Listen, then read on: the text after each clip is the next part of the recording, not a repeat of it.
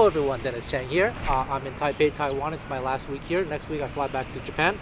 Anyway, today's topic is about jazz education.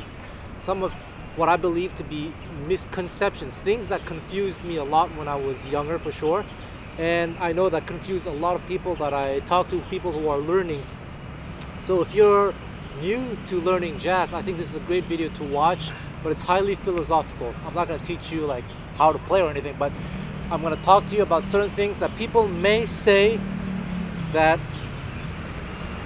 maybe, in my opinion, half truths or sometimes just plain wrong. And a lot of teachers, in my opinion, have not put a lot of thought behind what they say. They say what they say because they were taught certain things by their teachers, and their teachers were taught the same thing, and this like you just repeat what you were taught without putting much thought into it. And sometimes the information, like I said, is not necessarily incorrect, but it leads to a lot of confusion. So we're going to address all of that in this video. If you're a beginner to this to jazz, I suggest that you watch this multiple times. You can watch now, come back to it 3 months later, 6 months later, a year later, and hopefully as you keep watching this, you'll have these aha moments. But first, if you want to support me, I am the owner of DC Music School, and the site is on massive discount, so you can buy some of my courses there, or you can check out my courses on SoundSlice. I have a lot of goodies. And as always, when I first started doing YouTube, I prepared a lot of what I wanted to say, but now what I'm doing these days for myself to train myself to speak better is I speak off the cuff. There is nothing prepared. This is great for me because this is part of my, I guess, learning how to improvise, right? I'm improvising my speech here. Hopefully the content will be good, but sometimes I may say things that are not clear, or I may forget certain things. Hopefully that doesn't happen, but if it does, forgive me. But please like and subscribe, leave a comment, please. It makes such a huge difference. Okay, let's get started. The first issue I want to address is that of repertoire. So a lot of teachers say you have to learn songs, and that's true. First, we're going to have to define what jazz is. Because actually, there are many ways to play jazz. I want you to think of it as a language. Let's say the English language, which we're using right now. There are many ways to use the English language. In the United States, people don't speak the same way in the West Coast as they do in the East Coast or in the Deep South, etc. It's still the English language, but certain idioms, certain phrases, catchphrases, and whatnot change. Accents change as well. Then you go to England, it's the same thing. The United Kingdom, you go to Australia, it's the exact same thing. So then, jazz is exactly the same. There is no one single right way to play jazz, and even then nowadays the definition of jazz is rather ambiguous. You have jazz fusion, you have modern jazz, you have bebop. Even the word bebop nowadays, people use it in different ways. People don't have an exact agreement as to what bebop is, because the bebop that was played, let's say, in the 1940s is not necessarily the same as the bebop that's played today. And people talk about 1960s jazz as being bebop, and then people will say no, it's not, blah blah blah. I digress. So the stuff that I'm talking about here will be kind of the standard jazz that you're likely to encounter around the world. I've been to jam sessions, jazz communities in different cities, in different countries, and it's more or less always the same thing. So let me define this as such.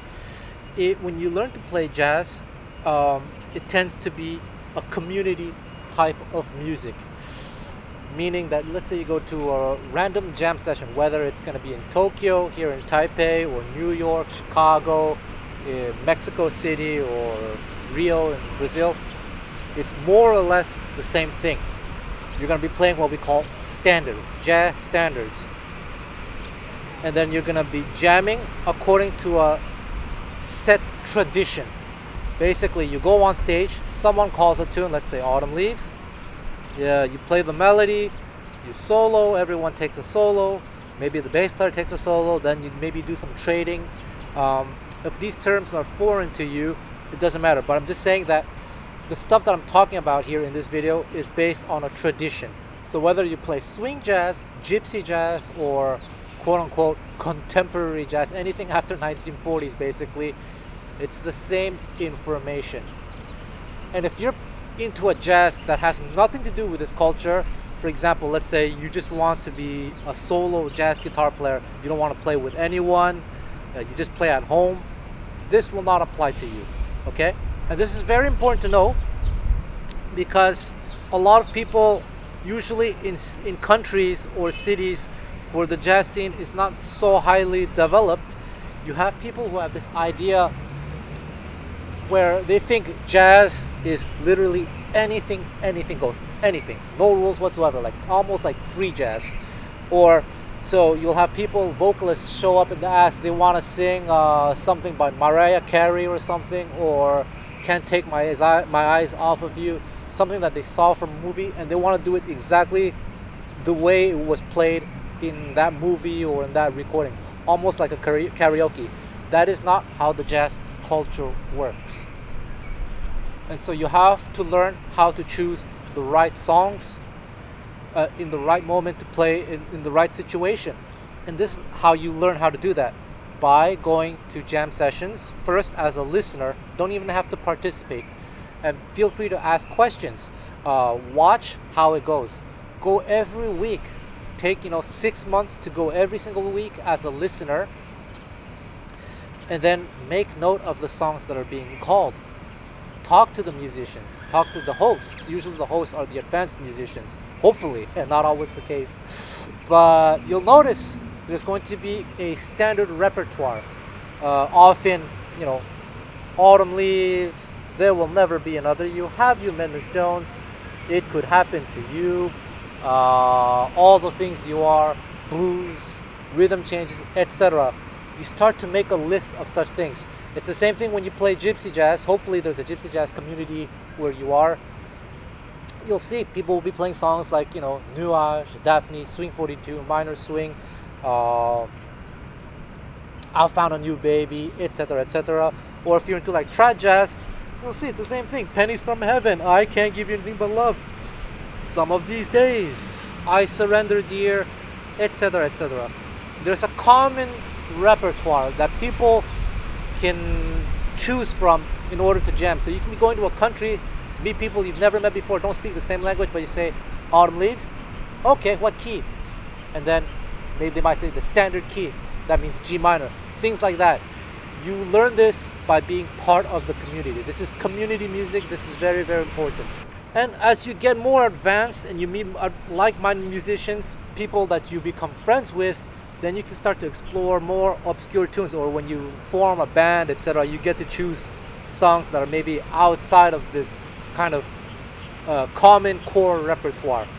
But basically, if you can learn about 30 or 40 of these common songs by heart, you're kind of good to go. You can go to anywhere in the world and jam with people. You might be able to do an entire set with them, pull from these tunes. Blue Bassa? Yeah, right. I Remember April, blah, blah, blah. And another important thing is, okay, a lot of the jazz today has evolved into what it is today. It's very different from what it was back then. A lot of things have become standardized. So what I mean by that is that nowadays, because of popular recordings, popular arrangements and whatnot, sometimes, for example, if you play All the Things You Are, you might hear this. Stuff like that for All the Things You Are. For I'll Remember April, you might hear like,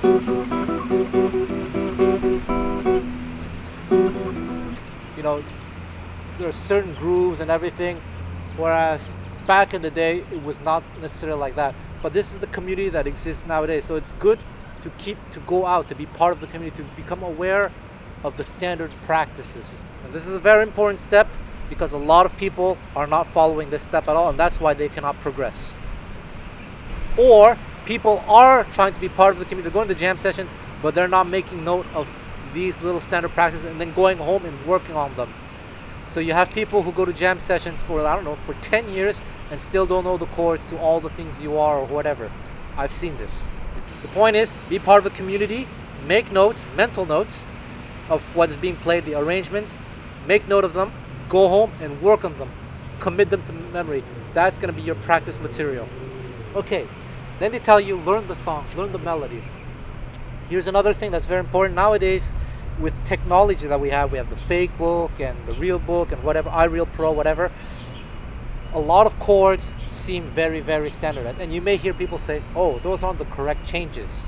Now, the person who says that might be wrong, might be correct, sorry, or they may be just used to a set of changes that they learned, that they like. Certain songs can be harmonized in so many different ways. So for example, if I take a song like All of Me, I can play it like this. See? I'll go fast. E7, A7, D minor, E7, A minor, G7, and here, in the original version, you go directly to G7, but modern players tend to play D minor instead of G7, D minor to G7. Now that is not a big deal in itself. This is kind of a negligible difference. That's not what I'm talking about. What I'm talking about, big differences and changes would be, for example, a song like Love for Sale, if we play it in the key of B flat minor, starts on E flat. And then the second chord, what is it? Is it B flat minor? Is it B flat major? Is it B flat dominant? And the first chord, is it E flat major 7, like major triad? Or is it E flat dominant? Guess what? They're all possible, and the song has been recorded in any of these combinations. In fact, in one of the original versions, one time around it's E flat to B flat major or minor, and then the second time around it's the other way around. So E flat da da da minor, major to major. So be aware that songs can be harmonized in different ways. And someone says it's not the right changes, there are different reasons for that. This is where it's important to say this. A lot of people say, oh, you got to listen to the original version. No, you don't have to listen to the original version. You listen to the original version or many original first recordings rather to get an idea of how it was played in those days. But the truth is, nowadays, very few people play quote unquote the original changes to many songs. Case in point, All of Me. The end of All of Me should be F minor, C to A7, and the melody should be different. Whereas many people play D minor, G7. The original should be F minor. That's the original, but almost no one plays it like that today, and that's fine. Things can evolve. The same thing with Darn That Dream.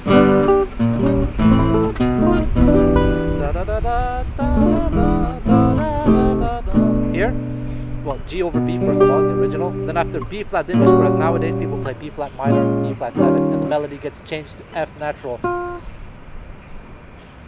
So basically, things evolve. I swear, man, there's these people circling around, they're kind of like following, you're watching what I'm doing every 5 minutes. And I feel that if I talk to them, they're like NPCs. There's going to be a speech bubble above them saying, nice weather, isn't it? I swear this is a video game.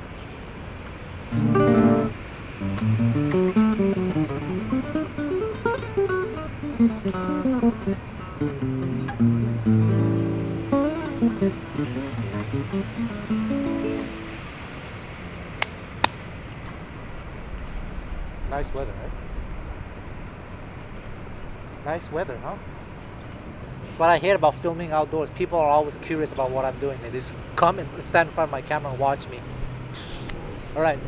And the thing is, I try to find the most discreet place. This is actually a pretty isolated place. You have to kind of go out of your way to actually come here. But anyway, my suggestion to you is to learn the chords that most people seem to play. And that can change from country to country, cities to cities. For example, in Japan, they have this thing called the Black Book, which is a fake book written by a Japanese player, I think pianist or bass player. He wrote his own version of the fake book for the Japanese market. And I noticed that a lot of Japanese players use the changes from that book, which sometimes slightly or greatly differ from the changes that are played outside the USA or in Europe. So for certain songs, I've learned to play things two different ways. For example, the song Fly Me to the Moon, the second half, we play in the key of C, So fly me to the. Here we go. In other words. Whereas a lot of times in the USA or in Europe, they'll play D minor, G7, E minor 7 5, A7. In Japan, they play D minor, D sharp diminishing. So there's quite a big difference. E minor to A7. So by keeping your mind open to this, to the idea that songs can be harmonized in different ways, you grow as a musician. You learn a lot of things about harmony this way. Because I've been in situations where I'm on stage and the pianist is playing one set of changes, the bass player is playing another set of changes, and the saxophone player is playing or improvising over another set of changes, and then the guitar player is just playing his own version of the changes. I can hear that it's completely different, but a lot of these players are stuck to their books. They're not even paying attention. They might as well be playing at home with a backing track because they're not even listening to what's going on around them. And this is what I'm against in music education.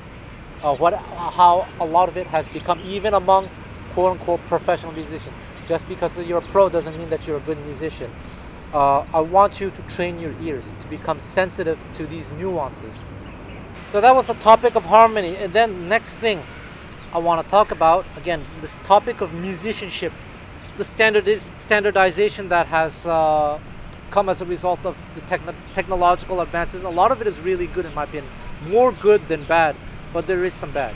One of the bad things in my opinion is that people now assume Samara. Nice weather, huh? It's the 5th time this lady has walked around me.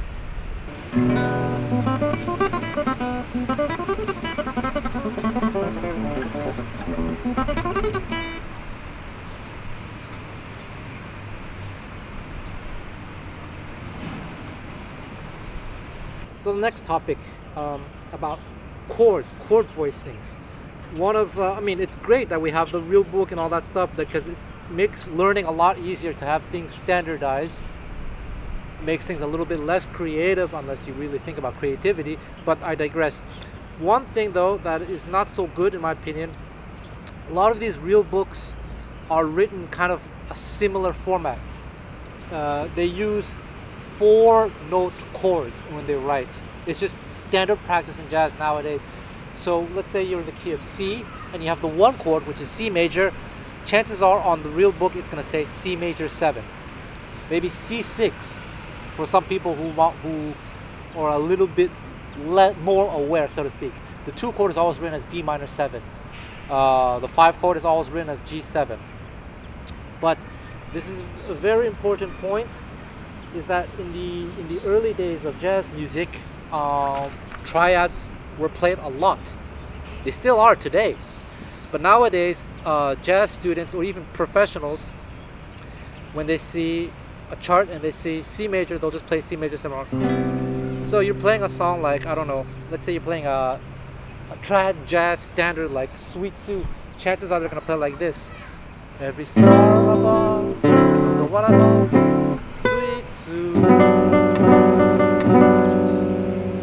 I mean, it's not wrong. But if you really want to play in the old style, it should be like this.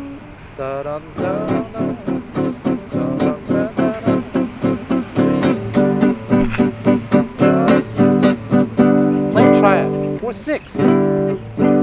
But again, students, pros today are so accustomed to this idea that everything has to be 4 notes. 3 notes are possible. I think a lot of educators today are not very aware of artistic intent. They tend to lump jazz into one single vague general category. But if you want to have more artistic intent, you have to ask yourself, oh, what am I going for? How do I want to sound? Maybe because in this particular rendition that I'm about to record or play, I want it to sound in a specific way. So maybe I should refrain from doing this or that.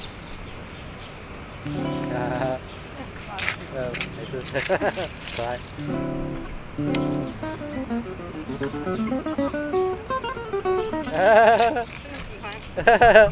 我也喜欢狗狗。拜拜。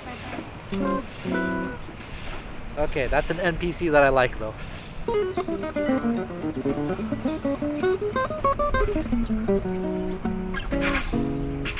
And this is especially important if you're going to be playing older styles of jazz, where there are certain things to respect if you want to sound in the style. If you're playing contemporary jazz, modern jazz, anything goes. That's true. But that's what I mean by artistic intent. So now let's talk about improvisation.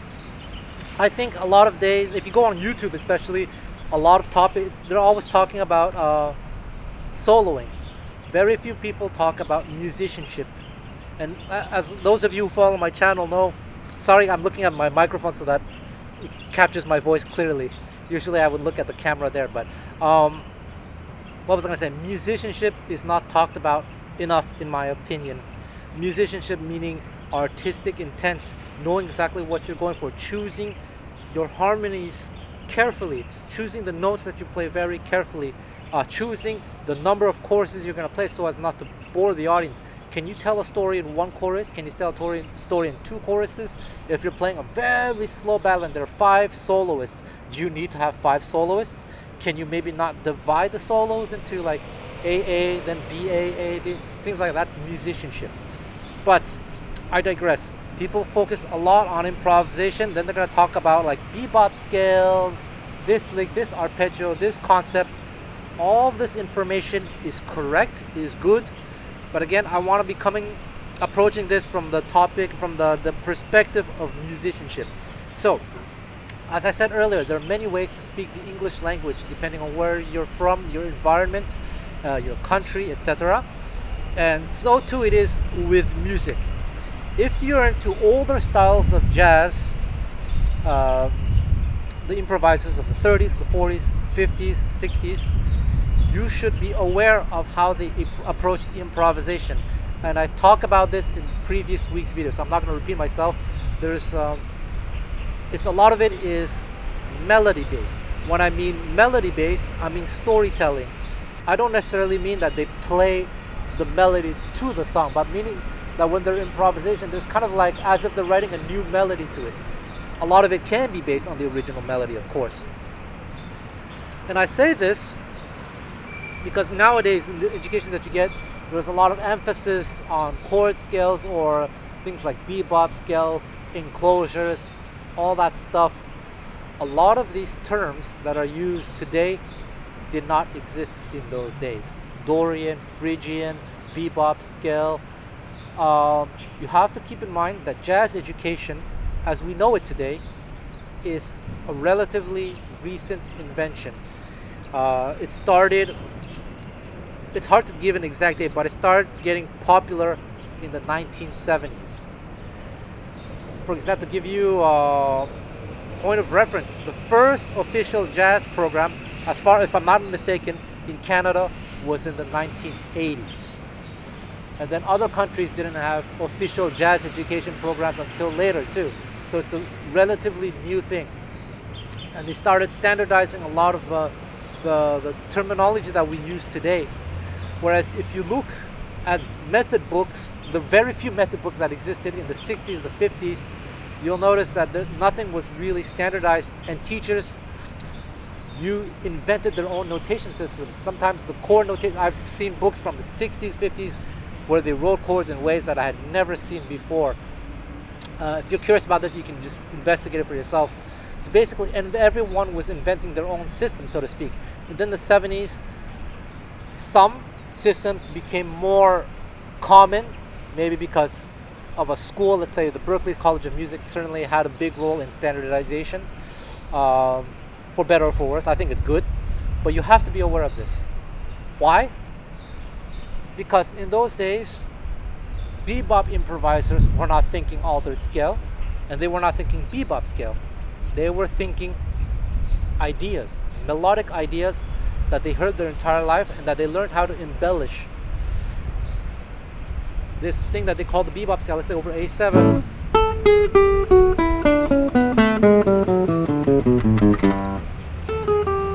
This is just a chromatic passing tone that they felt would sound good in this moment.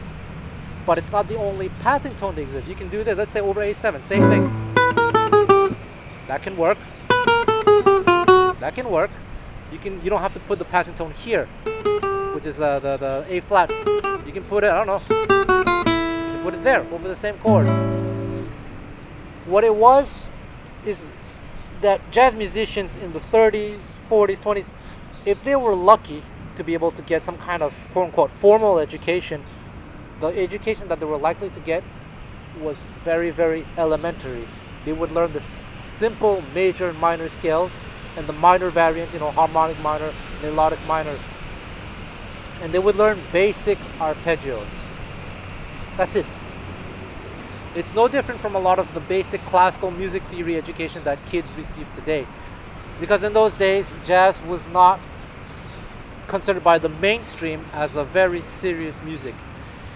People who took jazz seriously, of course, they tried to come up with their own system.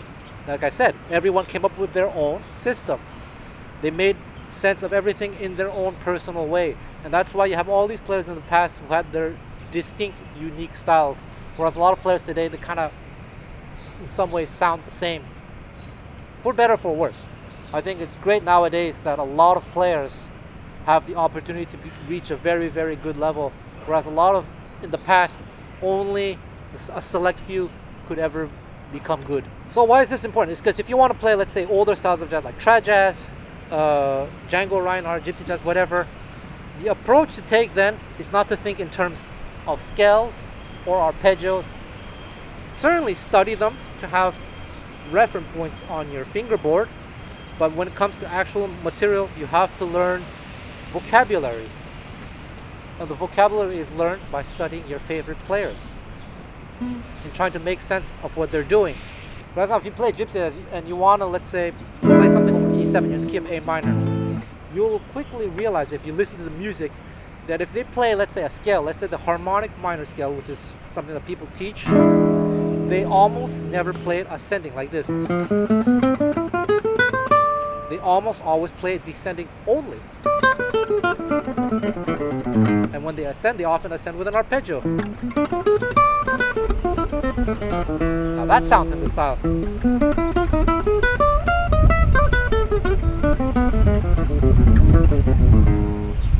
Whoops. If you listen to a lot of 1950s jazz, let's say you're in the key of C and you have a D7, what's a very common sound is this over the D7 to play this note.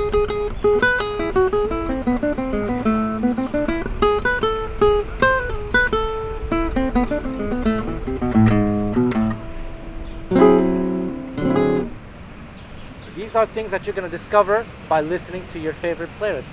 And that's what you should do. You should find players that you really, really like and really spend a lot of time listening to them, trying to understand what they're doing. Now, in the beginning, it may be that you have to take huge chunks of phrases, licks, so to speak, because maybe you just don't understand how to analyze or how to break it down to its tiny essentials. But with time, over time, the chunks can become smaller and smaller and smaller, so you only have maybe just one or two notes. For example, let's say over A minor, let's say you first learn this.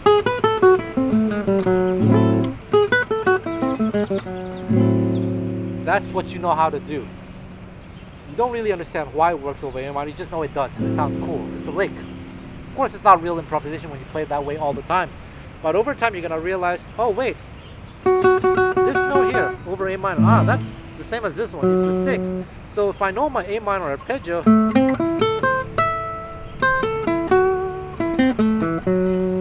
now you're taking just one note, one little idea, and you know how to use it to sound in the style.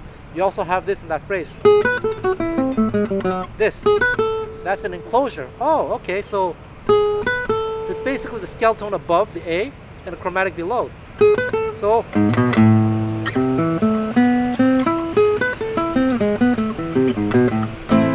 aha! Then you have this chromatic. Oh, that's cool. It's basically the root to the 6. So,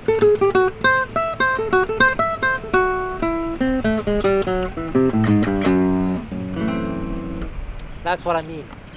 So you have to study in that way if you want to sound in that style. Now, if you want to sound like a scale player, that does exist. That's more of a modern thing, contemporary thing, especially in fusion music. Well, fusion is also very vague as a style. But the point is, to, when you want to learn something, try to learn the way that they learn. That's how you get close to that sound. For example, if you want to learn Spanish from Spain, and that's really what you want to sound like, learn the Spanish that is spoken in Spain. Don't learn the Spanish that is spoken in Mexico. So you can speak with a lisp. It's the same, in Taiwan, the official language is Chinese Mandarin. But if you learn the Chinese from Beijing, it's very different from the Chinese spoken here in Taiwan. Now you sound kind of out of place if you speak that way. Basically, you want to be learning dialects. The dialect that you hear in the streets. Now that I live in Asia, I meet a lot of Asians who actually speak very good English, but they're not used to slang from, let's say, America, for example. I once saw an instance where a Canadian guy said to a Taiwanese guy, "Yo, what's up?" Standard greeting for those of you who come from English-speaking countries. But in Asia, it's like, nothing's up. What do you mean? That's what I mean. You got to get used to these little idiosyncrasies. So you can study a lot of the grammar of music, even the grammar of bebop, whatever. But when you listen to the music, you're going to hear all these idiosyncrasies, a lot of the things that go against what you are taught in music schools. Next topic. Now we've got this improvisation thing out of the way. If you study with a teacher, that's great. But I would suggest that you talk to as many good musicians as possible. Try to pick everyone's brain, because ultimately this is a community music. When you're a child learning your mother tongue, first you learn from your parents. Then eventually you go to school. You're going to learn from your teachers, but you're also going to learn from the other kids. And that's where slangs start to develop. Local, regional dialects. For example, the English that we speak in day-to-day life, and even in professional settings, people break a lot of rules, for better or for worse. For example, we're not supposed to say there are less people. Apparently we're supposed to say there are fewer people. But just the other day I was watching some English news or something, and the reporter said something like, there are less people nowadays. Things happen. You have these imperfections in language. So it is with jazz. And you discover this by being involved in the music, by listening to the music and really paying attention to such things. Don't tell yourself that they're playing wrong. Tell yourself that this is their idiosyncrasy. So the next topic is this idea of playing the changes. This is the one that confused me the most. I remember I was taught, it's so important that you learn to play the changes.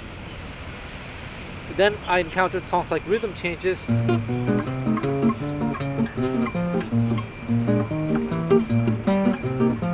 How are you supposed to play the changes over this? So, the way I would phrase it, instead of playing the changes, I think you have to learn to play coherent solos. You have to learn, so coherent means you have to target the important changes.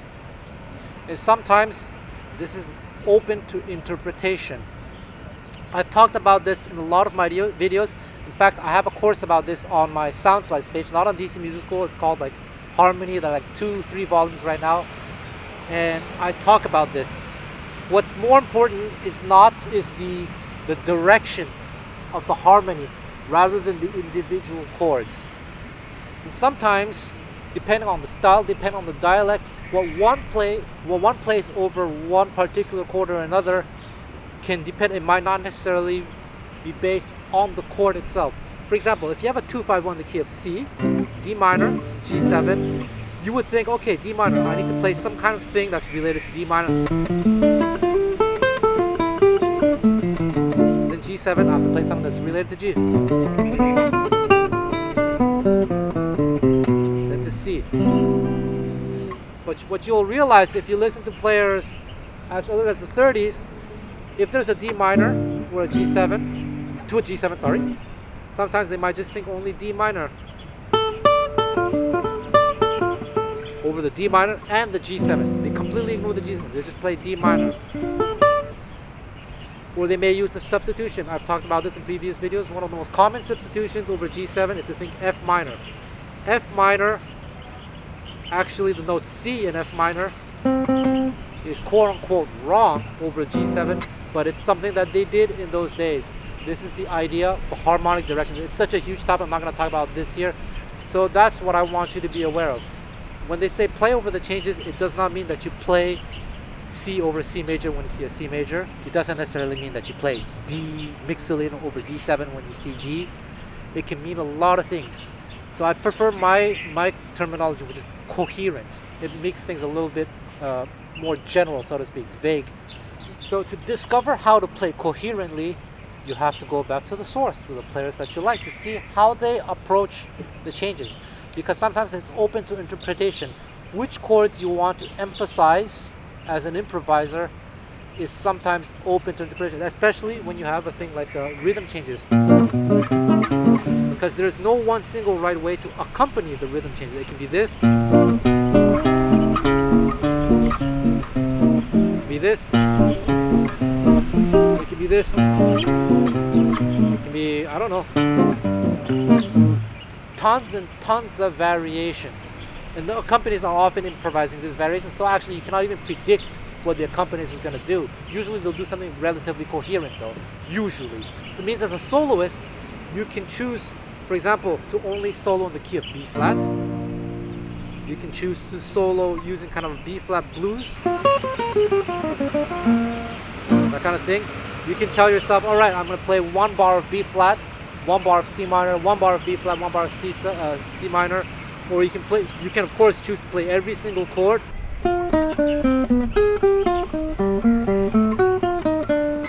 So that would be this.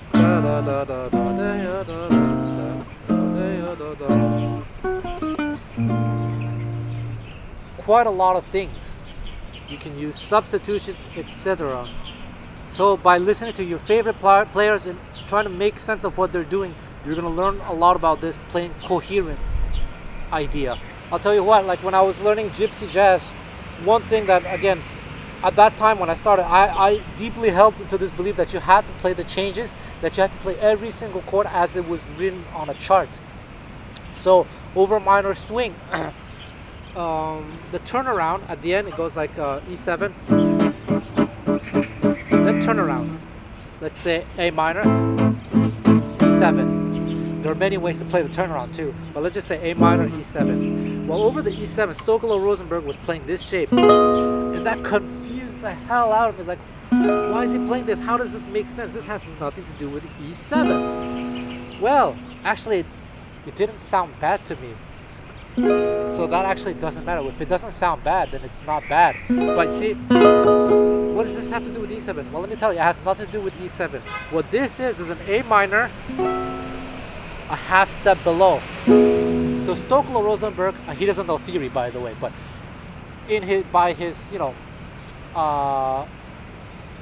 felt that playing A flat minor, a half step below, would be cool over the E7. And then when the E7 resolved to A minor, he resolved as well. As simple as that. That's what I mean by harmonic direction and coherence. So that's what I want to say in this video. I hope it was helpful to you. I suggest, like I said, if you're new to jazz, I suggest you come back to this video every now and then, especially if you're taking lessons with different teachers who, of course, I'm sure a lot of them are very well intentioned. They will tell you little things, sometimes make very bold statements, but then you'll hear another teacher say the exact opposite and refer to this video. Chances are that it kind of covers what I said. The fact that there are many ways to play jazz, and it just, again, depends on your goal and what sound you're going for, really. For example, if you look at the 1930s, and there were not a lot of jazz guitar improvised, but if you listen to Django Reinhardt, Eddie Lang, and what's his name, Charlie Christian, 3 guitar players who were known for being soloists in the 30s, even though Eddie Lang died in the early 30s, and Charlie Christian only started recording in the late 30s. But the point I'm trying to make is they have completely different styles because they value different things in their approach.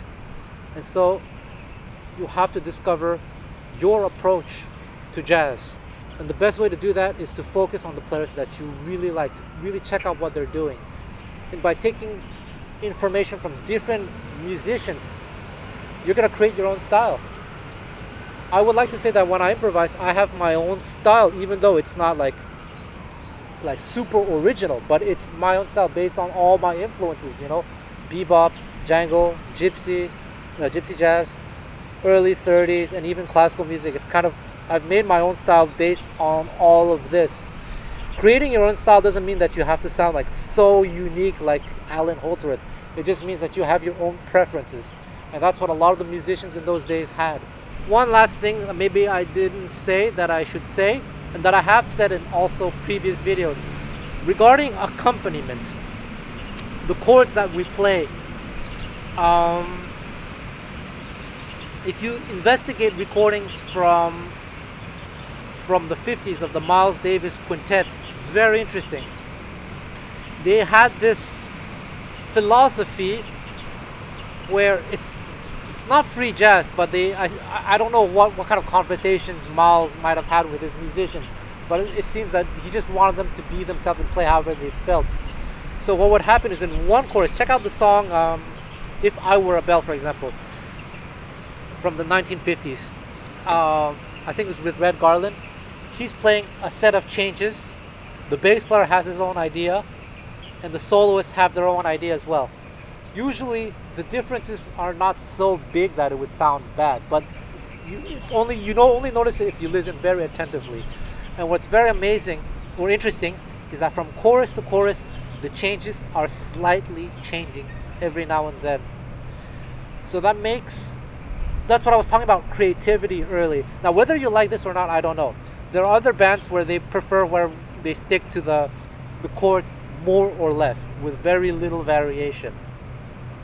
You tend to hear that more in the 1930s, mainly because in those days, it's not that the musicians were conservative, they were actually very, very forward thinking, but because jazz was new, they had not thought that far ahead.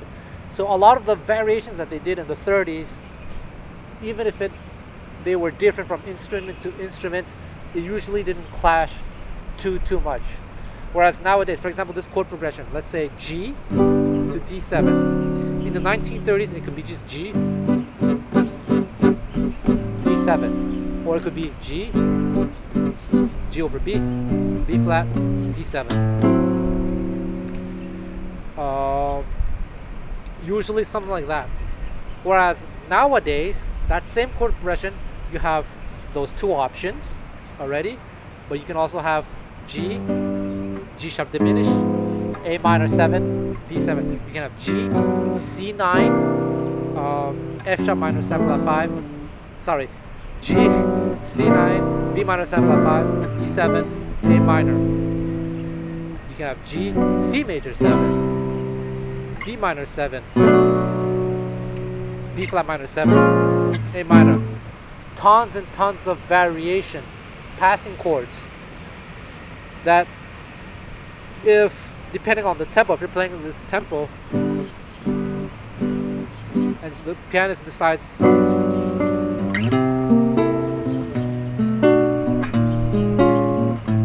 that could potentially get in the way. So that's what I mean when I say a lot of the things were not standardized in those days, and there was kind of a little bit of freedom. And it's up to you to decide what kind of musician you want to be. Do you enjoy this like extreme freedom where it's becoming like free jazz, even though it's not free jazz? Or do you prefer the conservative side of things, where you prefer that the rhythm section more or less plays the same changes most of the time, so there's no surprise? Even in gypsy jazz, this happens. Some people have this idea that they should have a lot of freedom in the accompaniment. So when they're playing minor swing, so you're improvising and the accompanist is doing this.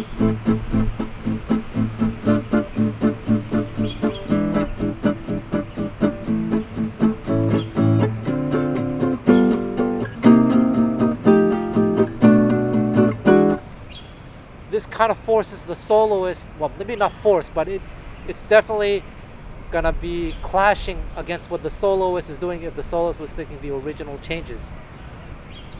So you have to find out what kind of musician you are, and then you have to find people who are like-minded.